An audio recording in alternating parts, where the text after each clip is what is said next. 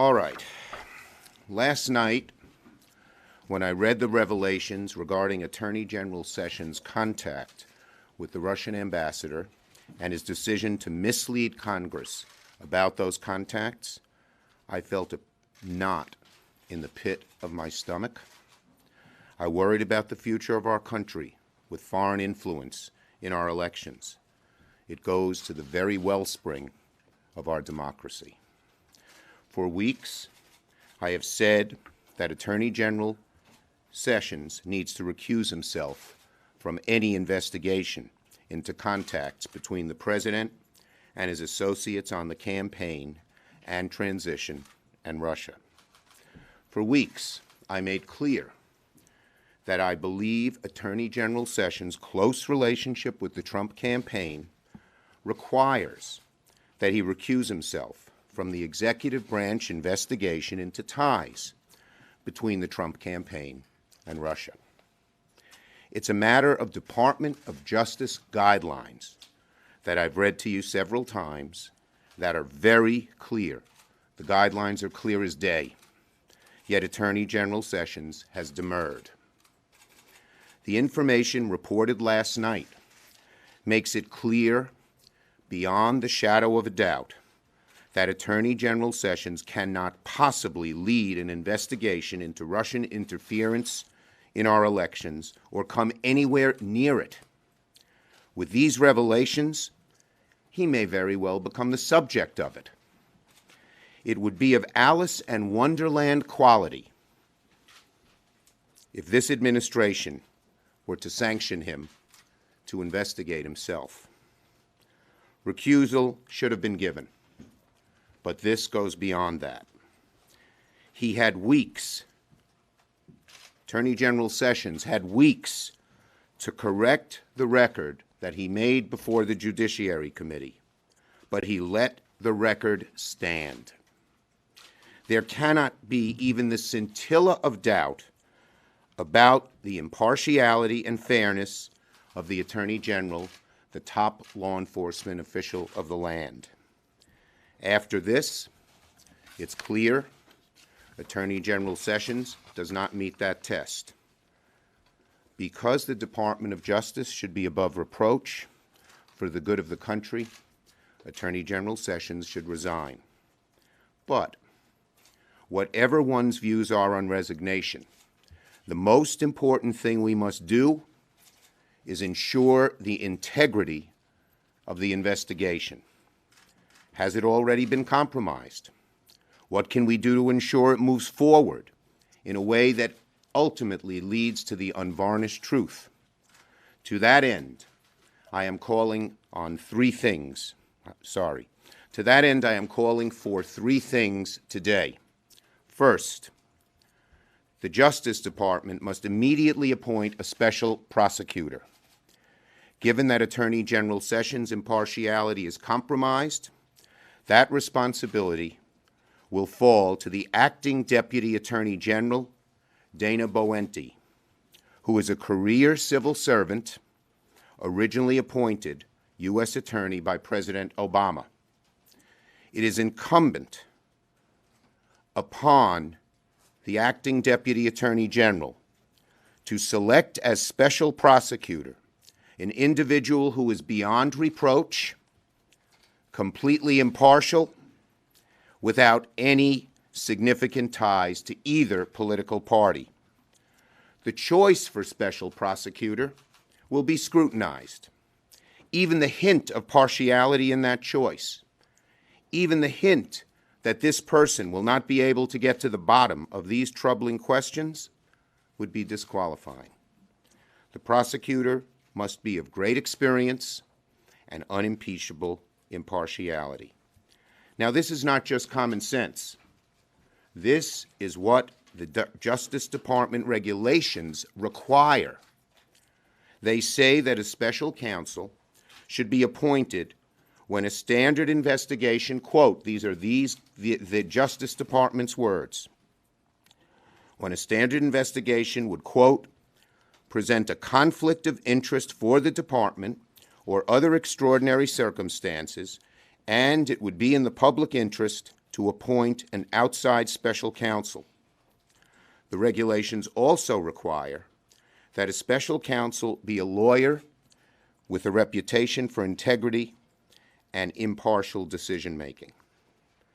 There cannot even be the shred of a connection between the Attorney General, Mr. Sessions, and this Department of Justice investigation into the events of 2016. Second, if the Justice Department drags its feet and refuses to appoint a special prosecutor or select someone with insufficient independence, there is another route. We will then urge Senator McConnell and Speaker Ryan to work with Democrats to create a new and improved version of the independent counsel law, which would give a 3-judge panel the authority to appoint an independent counsel. This was a law that was on the books, put in place after Watergate, to avoid a repeat of events like the Saturday Night Massacre. It was designed for this purpose. Unfortunately, it was not drafted with enough constraints. Congress allowed the authority to expire after Ken Starr's investigation into Whitewater went out of control. Ken Starr went too far. He tested the boundaries of the authority he was given. The law, the original independent counsel law, went too far. The independent counsel law was not drafted tightly enough. But in this case, cognizant and wary of this history, we would work to craft a narrow authority with specific guidelines for this investigation to prevent this from becoming a political witch hunt. We hope that if the administration fails in its responsibility, that Senator McConnell and Speaker Ryan will rise to theirs. Finally, third, the Inspector General of the Department of Justice must immediately begin an investigation into the Attorney General's involvement in this matter thus far, to discover if the investigation has already been compromised. The Inspector General doesn't need any permission from either anyone in the administration or the Congress, and he should go forward immediately.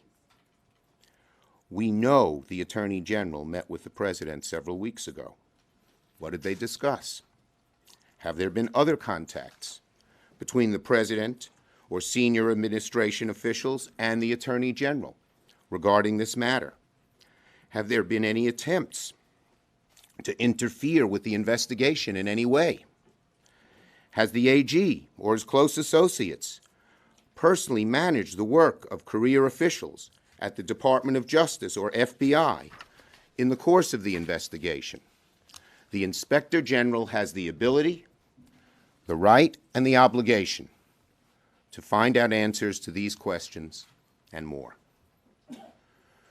The revelations that we learned about last night are extremely troubling and raise even more questions about the President and his associates' contacts with Russia. Did the President know about the meetings between then-Senator Sessions and the Russian ambassador? Were these the only 2 meetings between the now Attorney General and the Russian ambassador or other Russian officials? Did the Attorney General disclose these meetings during the FBI background check for his nomination? There has been revelation after revelation, mistruth after mistruth, stories shifting like quicksand. If there is truly no there, why won't they tell the truth? The bottom line is we have an obligation to get to the truth.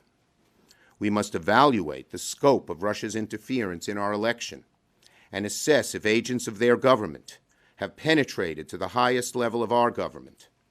Nothing less than the sanctity of our dear democratic process The primacy of rule of law and the integrity of our executive branch is at stake.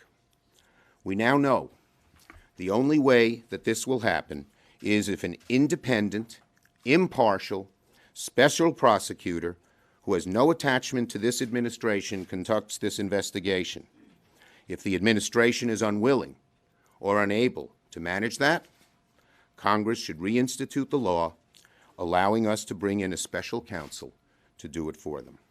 Ready for your questions? Yes, just one. Schumer, why isn't it enough for him to recuse himself? Why does he have to resign? Look, the Attorney General is the chief law enforcement officer of the land, and already his integrity and independence has been questioned. It would be better for the country if he'd resign. But is there something wrong? The main point I am making here is we need an investigation to get to the bottom of this. Better for the country if he resigns, but let's get a real investigation going. What were you going to say? I was just going to say, is there something inappropriate about a senator meeting with the Russian ambassador? There's nothing inappropriate with a senator meeting with the Russian ambassador. There is something very inappropriate to dramatically mislead Congress. He said he didn't remember afterwards, but it was in the record for weeks afterwards, and you can be sure he was thoroughly briefed for this hearing.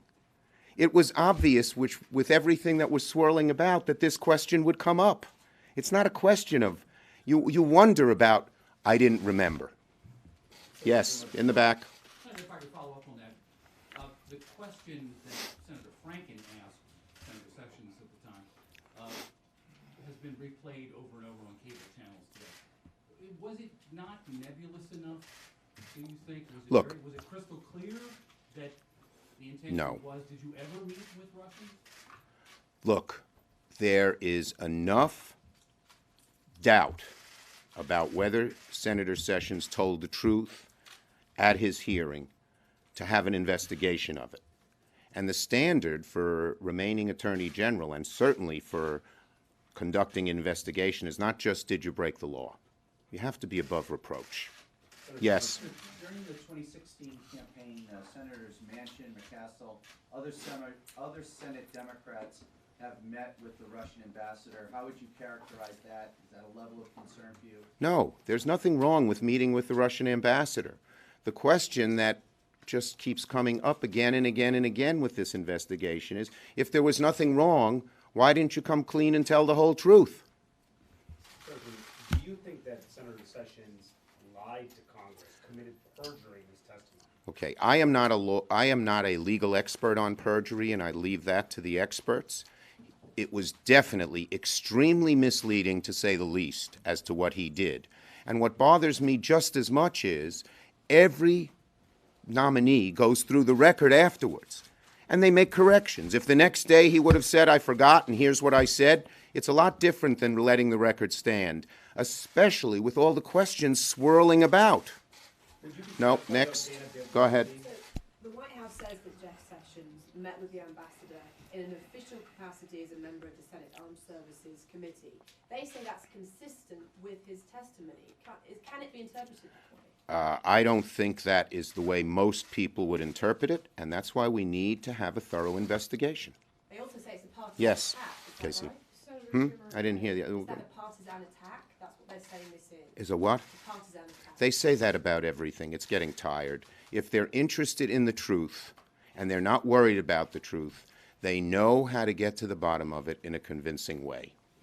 Senator, you are a member of the Gang of Eight, and several of your colleagues have gone in front of cameras in the last couple of days, and they have declared, we have seen no evidence that any of these contacts between the Russian campaign, or excuse me, the Russians and the Trump campaign ever happened. I'm wondering, have you seen?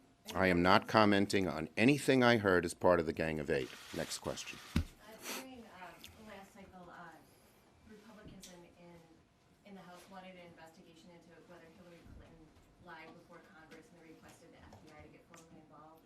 And do you expect the FBI to get involved in this, and are you requesting the FBI to investigate the perjury allegations? We'll wait. As I said, I think we need a special prosecutor to look into all of these allegations. That is the right way to go.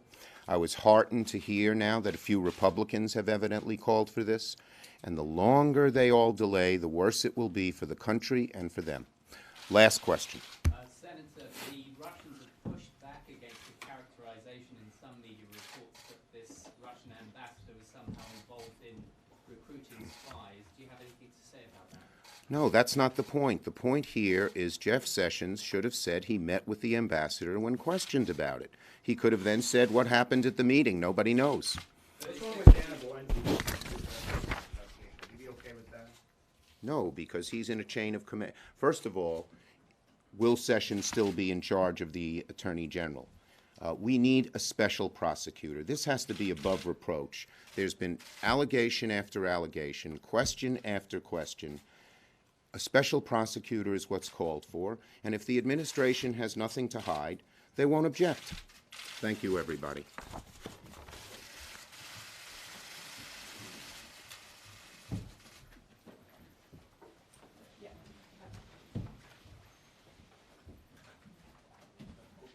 I don't know if they're coming back. Legs up against,